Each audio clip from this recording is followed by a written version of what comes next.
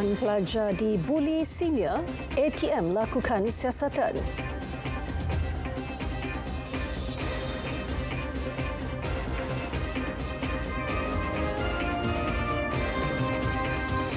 Salam Malaysia Madani. Angkatan Tentera Malaysia ATM sedang menyiasat kes seorang pegawai kadet di Akademi Latihan Ketenteraan ALK Universiti Pertahanan Nasional UPNM Sungai Besi yang dipercayai menjadi mangsa buli dan dera oleh seorang penuntut senior. Kejadian melibatkan penggunaan seterika yang ditekap di bahagian dada sehingga meninggalkan kesan lecur. Kes berkenaan sedang disiasat di peringkat ALK UPNM. ATM menegaskan siasatan dilaksana dengan terperinci dan tidak akan melindungi serta berkompromi terhadap mana-mana pihak yang terlibat. Tindakan disiplin yang keras dan tindakan undang-undang akan dikenakan jika terbukti bersalah. ATM menggesa masyarakat beri ruang kepada pihaknya untuk menyiasat perkara itu secara tuntas agar keadilan dapat diberikan sepenuhnya kepada pihak teraniaya. Segala perkembangan hasil siasatan akan dimaklumkan kepada umum dari semasa ke semasa. Yang di Pertuan Agong Sultan Ibrahim dan Raja Permaisuri Agong Raja Zarif Sofia menzahirkan ucapan selamat Deepavali kepada penganut Hindu di negara ini. Ucapan baginda berdua dikongsi dalam hantaran menerusi Facebook Sultan Ibrahim Sultan Iskandar. Menurut hantaran itu, baginda mengucapkan semoga Deepavali membawa kegembiraan, kemakmuran dan kebahagiaan dalam hidup. Deepavali atau Pesta Cahaya disambut penganut Hindu hari ini. Di Ibu Negara, ribuan warga kota pelbagai kaum menghadiri majlis rumah terbuka Deepavali Madani 2024 di Depo Sentul. Majlis disempurnakan Perdana Menteri Datuk Seri Anwar Ibrahim. Turut hadir Timbalan Perdana Menteri Datuk Seri Ahmad Zahid Hamidi, Menteri Digital Gobind Singh Dio, Menteri Komunikasi Fahmi Fadil dan Menteri Peladangan dan Komoditi Datuk Seri Johari Abdul Ghani. Kementerian Digital sebagai tuan rumah penganjuran majlis menonjolkan keunikan tahun ini dengan hiasan kolam digital di sekeliling lokasi sambutan. Selain itu, pengunjung disajikan dengan pelbagai menu pilihan di 20 reruai makanan, antaranya panipuri, ladu, apam, nasi goreng, lemak goreng, pakoras, teh masala, tofse dan capati. Perdana Menteri dalam ucapannya berharap sambutan Hari Deepavali tahun ini dapat membawa Malaysia ke arah cahaya lebih bergemerlapan. Sambutan itu katanya boleh menjadi titik tolak untuk mencapai kesejahteraan bersama serta meningkatkan perjuangan ke arah kebaikan dan keadilan. Malaysia umumnya tahu bahawa sambutan ini ada tujuan dia untuk menyatakan bahawa hidup ini lebih daripada sekadar makan minum, kesejahteraan bersama, tetapi untuk meneruskan perjuangan ke arah kebaikan, ke arah keadilan, ke arah masa depan yang lebih baik. Mudah-mudahan semangat Deepavali ini memberikan ruang kepada kita, masyarakat yang beragama Hindu dan lain-lain rakan-rakan untuk membawa Malaysia ke arah cahaya yang lebih gemerlapan. 2,000 penganut agama Hindu dijangka berkunjung ke Kuil Arul Migu Tenda Utapani Kovil, Johor Bahru bagi menjalankan upacara keagamaan bersempena perayaan Deepavali hari ini. Sambutan dimulakan dengan mendapat restu daripada kedua ibu bapa sebelum bergerak ke kuil untuk memulakan upacara sembahyang. Pengerusi kuil G. Meganadan berkata, masyarakat India mula berkumpul di kuil berusia 107 tahun ini sekitar 9 pagi tadi, meskipun ia dalam proses renovasi.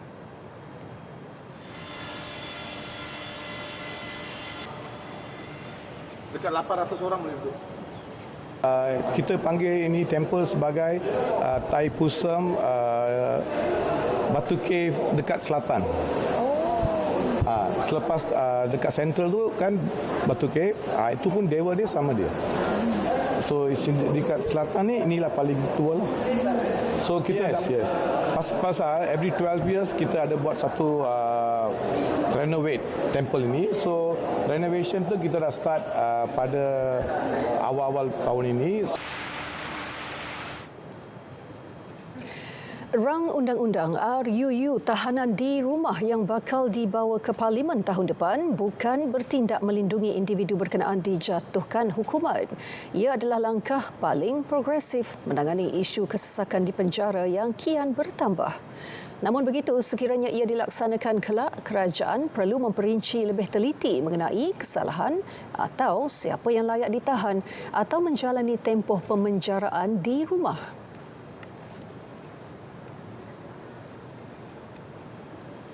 Pelaksanaan tahanan rumah ini memiliki SOP, syarat dan juga pemantauan daripada pihak penjara sendiri dan juga memiliki pelbagai syarat yang perlu dipenuhi oleh pesalah dalam tahanan rumah.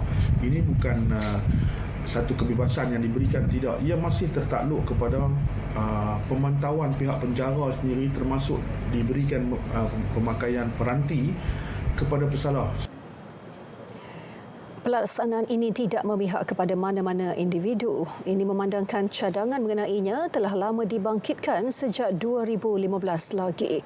Malah pemulihan di luar tembok penjara telah lama diperkenalkan iaitu pada 2008. Undang-undang lapuk ni dulu dilaksanakan pada tahun 2022 ketika era pemerintahan Datuk Seri Ismail Sabri. Dan ketika ini, ketika pemerintahan Datuk Seri Anwar Ibrahim, ia terus melaksanakan apa yang telah pun dia melalui cadangan-cadangan yang telah pun melalui proses yang lama sejak 2015. So persoalan mengenai melindungi seseorang individu ia adalah tidak bertepatan dan sangat mengecewakan. Kegiatan menyorok minyak masak paket antara pelbagai kesalahan dikesan daripada 105 aduan diterima Kementerian Perdagangan Dalam Negeri dan Kosar Hidup KPDN Kedah sejak Januari hingga Oktober tahun ini. Daripada jumlah itu, sebanyak 14 kes diambil tindakan di bawah Akta Kawalan Bekalan 1961 dan Akta Kawalan Harga dan Anti Pencatutan 2011. Dia enggan menjual barang, dia letak ke tempat lain. So lebih ada enggan. Satu lagi dia dengan adanya reason, dia boleh jual sekiranya bersyarat, sekiranya ada benda lain. Itu antara yang popular lah. Secara keseluruhannya, KPDN Kedah menerima 1,443 aduan membabitkan pelbagai kesalahan sepanjang tahun ini. Selain minyak masak, antara aduan tertinggi diterima adalah transaksi dalam talian sebanyak 398 aduan, harga 397 aduan, barang kawalan 183 aduan, perkhidmatan mengelirukan 158 aduan dan bengkel kenderaan bermotor 82 aduan. Sebanyak 9,799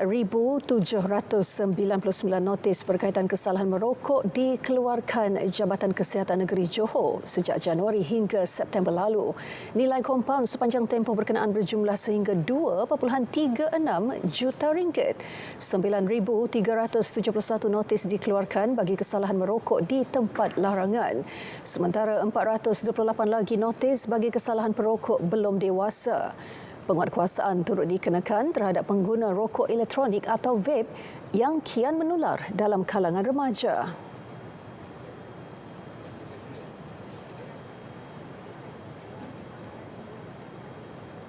Dalam negeri Johor ni tak ada satu pun lesen kebenaran untuk menjual vape tersebut dikeluarkan.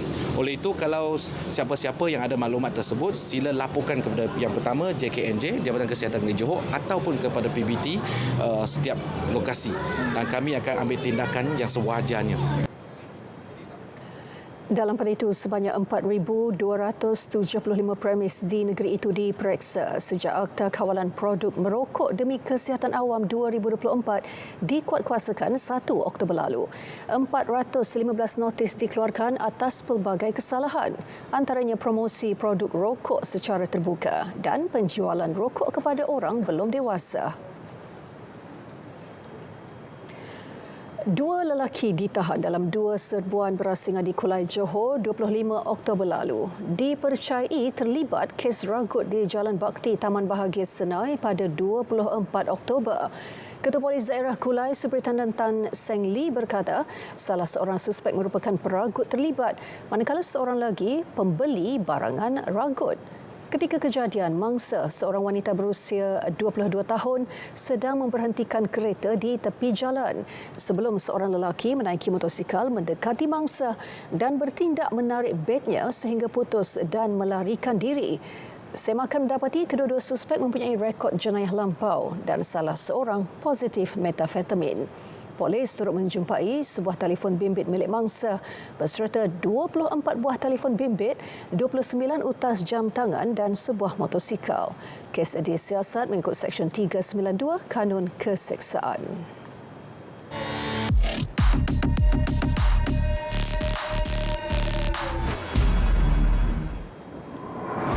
Kecoh dengan isu pengeluaran KWSP untuk tunai haji.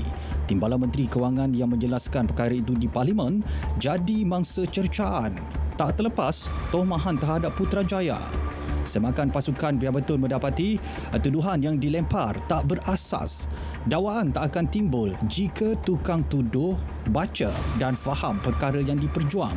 Ini kerana bukan semua wang caruman KWSP tak boleh dikeluarkan untuk tunai haji. Sebaliknya, larangan hanya babitkan satu daripada 3 akaun KWSP iaitu akaun persaraan. Ia dilaksana bagi memastikan pencarum ada sekurang-kurangnya RM240,000 simpanan asas untuk kelangsungan hidup selepas bersara.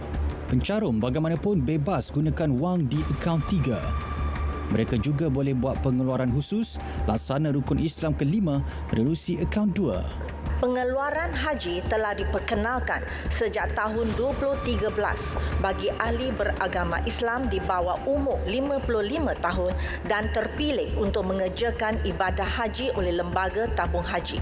Boleh menggunakan simpanan akaun sejahtera atau kita sering rujuk sebagai akaun 2 untuk membiayai perbelanjaan asas bagi mengerjakan haji. Tak perlu malukan diri dengan melatah tak tentu hala. Bukan setakat aib terbuka, silap langkah, si kaki fitnah boleh didakwa. Terima bahan fitnah atau disyaki tidak betul, segera lapor ke MCMC. Biar betul, tak pasti, jangan kongsi.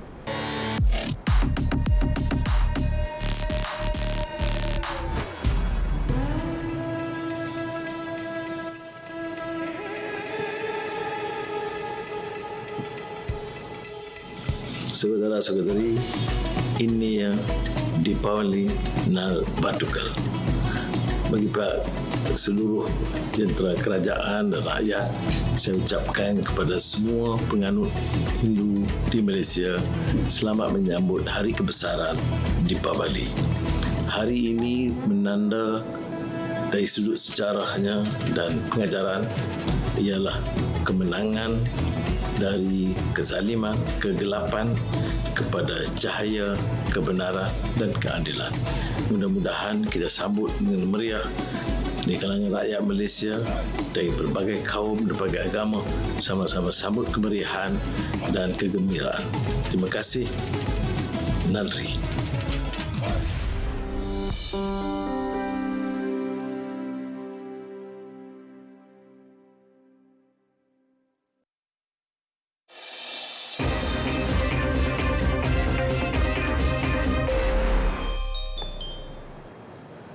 Bertemu kembali.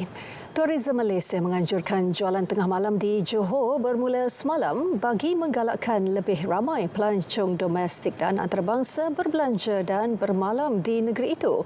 Inisiatif baharu di bawah kempen Jualan Akhir Tahun Malaysia 2024 itu berlangsung 4 hari dan akan berakhir Sabtu. Jadi kami bersama-sama dengan shopping kompleks, pusat membeli belah di sini dan juga berhubungan dengan Mastercard ingin mengadakan sesi ini, sesi pesta jualan atau midnight sales ini, jadi agar lebih ramai lagi pelancong-pelancong dapat berkunjung dan juga menetap. Hotel-hotel di sekitar Johor Bahru juga memerlukan bantuan daripada agensi pelancongan seperti kami ini untuk memudahkan, untuk menggalakkan lagi aktiviti-aktiviti promosi khususnya di negara jiran kita di Singapura. Setakat September, 6.9 juta pelawat harian dari Singapura mengunjungi Johor. Program akan diperluas ke Melaka dan di negeri-negeri bersempadan dengan negara jiran termasuk Sabah, Sarawak, Pulau Pinang dan Kedah. Ia turut mendapat sambutan positif daripada pusat beli belah di Kuala Lumpur yang berminat untuk mengadakan jualan tengah malam. Penyebaran maklumat berkenaan inisiatif kerajaan Madani khususnya kepada masyarakat India perlu diperluas, terutama peluang dalam meningkatkan ekonomi melibatkan peniaga serta usahawan kecil dan sederhana.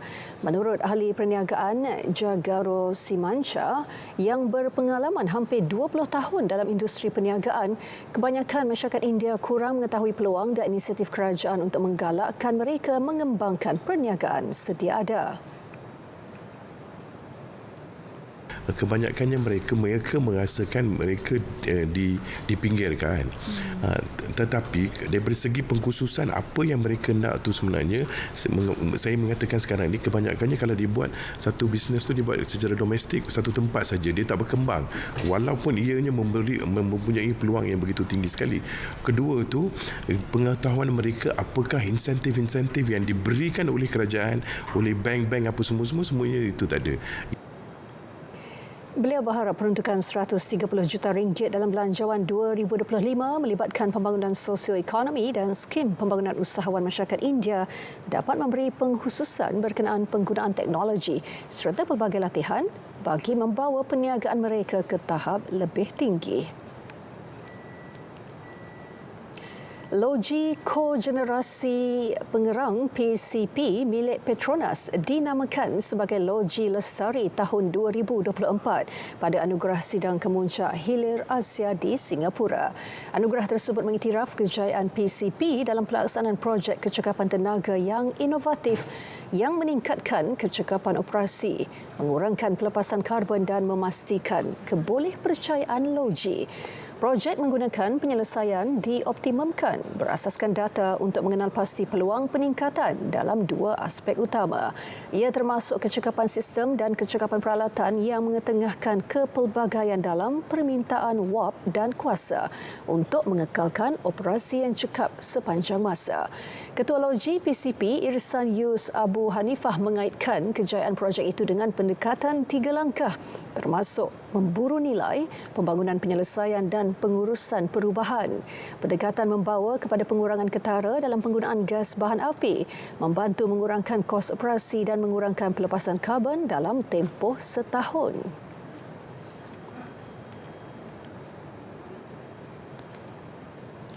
Rakyat Trusti Berhad RTB, Titi Gracia Group dan Nusa Capital Sdn Bhd jalin kerjasama strategik bagi membangunkan projek rumah mampu milik di Melaka. Menerusi kerjasama itu, dana berjumlah 50 juta ringgit diperuntukkan sebagai pelaburan dalam pembangunan hartanah berkenaan. Ia diraih menerusi inisiatif pendanaan awam oleh Nusa Capital Sdn Bhd melibatkan pelbagai koperasi di negara ini. Pengarah urusan RTB, Fauzi Maddin, berkata pihaknya bertindak sebagai syarikat amanah yang menguruskan dana berkenaan selain melindungi kepentingan pelabur.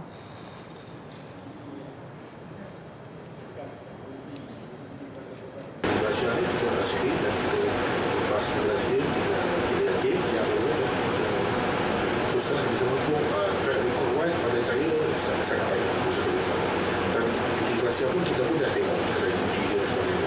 So far dia tak ada fail lah. Majlis Pecah Tanah dijangka diadakan pada suku pertama tahun hadapan. Ia bakal dibangunkan dalam 4 fasa dan dijangka selesai menjelang 2028.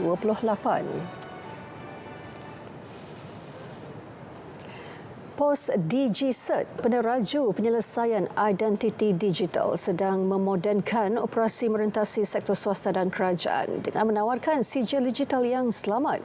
Menurut Ketua Pegawai Operasi POS DigiCert, Amir Suhaimi Hassan, ia bagi meningkatkan kecekapan operasi dan mempercepat usaha pendigitalan perniagaan.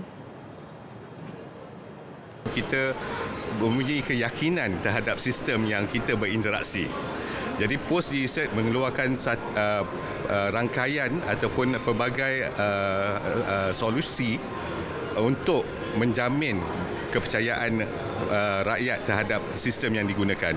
Kami sepanjang 26 tahun penglibatan banyak membantu pihak kerajaan dan pihak swasta untuk memperkasakan elemen security, elemen kepercayaan, elemen data safety especially dalam pembangunan sistem. Produk baharu POS DigiCert e-Credential yang dilancarkan baru-baru ini membolehkan individu atau institusi mengesahkan kelayakan akademik dan profesional. Ini juga dapat mengurangkan risiko sebarang pemalsuan kerjaya dan meningkatkan pasaran kerjaya secara keseluruhannya. Sejak ditubuhkan pada 1998, POS DigiCert telah mengeluarkan lebih 22 juta sijil digital.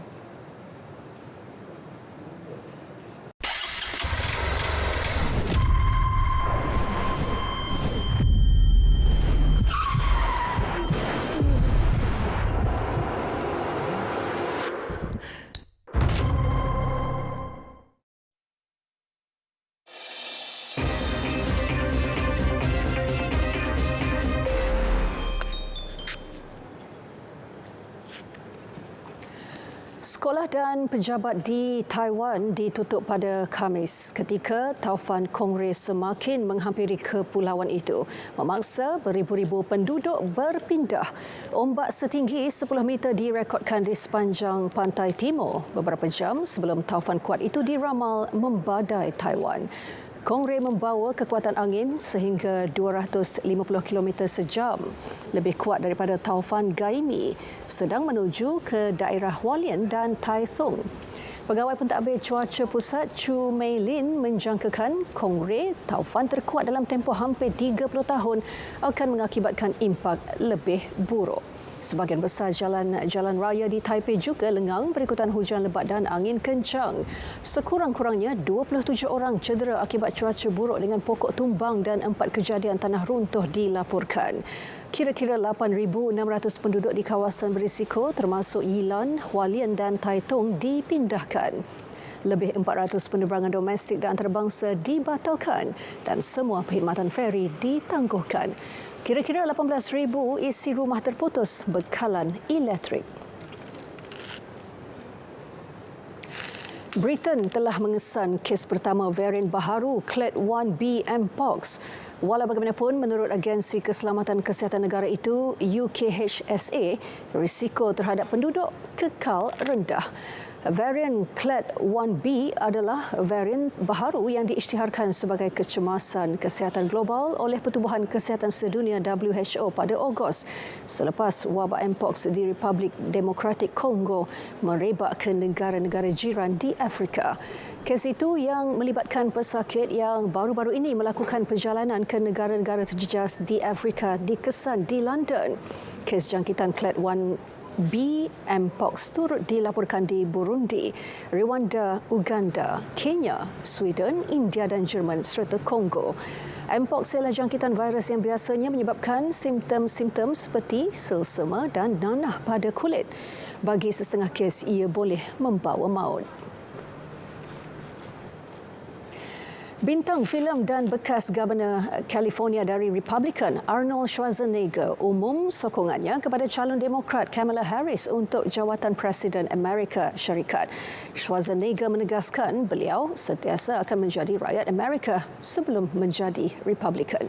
Bintang filem Terminator itu melahirkan rasa kecewa terhadap segelintir Republican yang enggan menerima kekalahan Donald Trump dalam pilihan raya 2020. Beliau juga mengkritik calon Republikan itu yang menyifatkan Amerika Syarikat sebagai tong sampah dunia.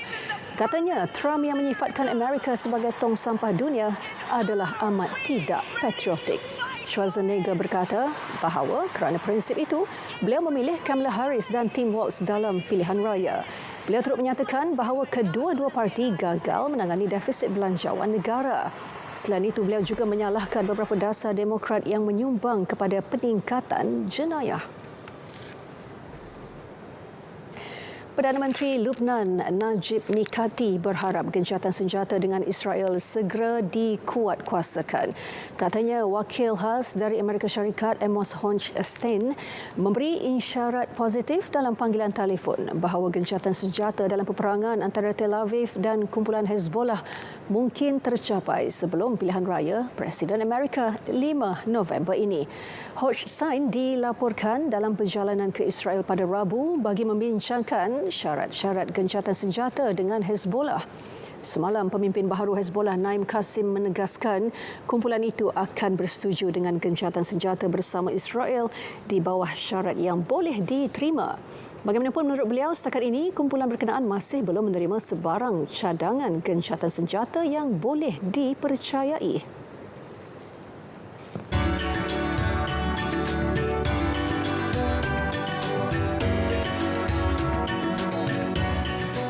Selamat menyambut Deepavali. Semoga cahaya perayaan ini menyinarkan kegembiraan, kedamaian dan keharmonian untuk semua warga Malaysia Madani. Deepavali non-vertical kepada semua penganut agama Hindu. Dari saya, Zahid Hamidi.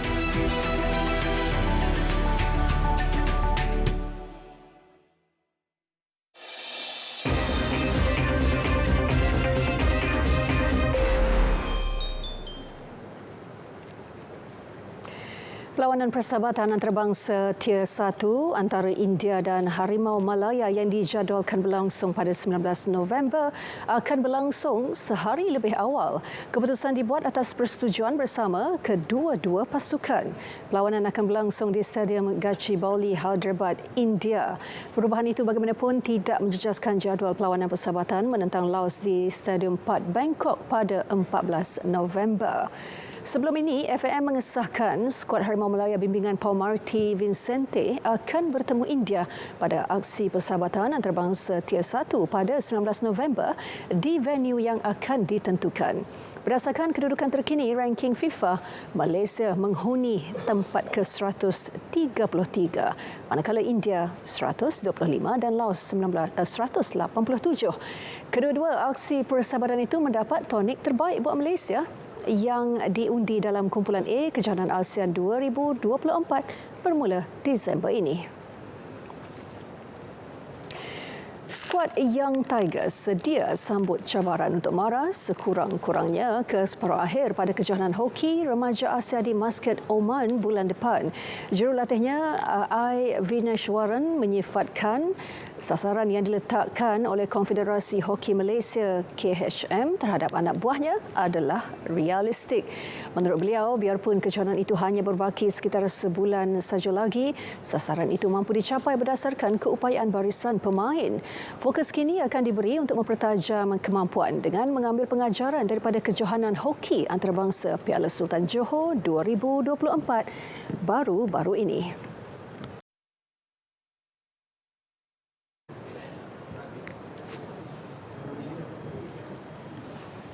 Baik, sekian berita tengah hari dari Sungai ke Segara, Palestin pasti merdeka. Saya Hazel Desmond, salam Malaysia Madani.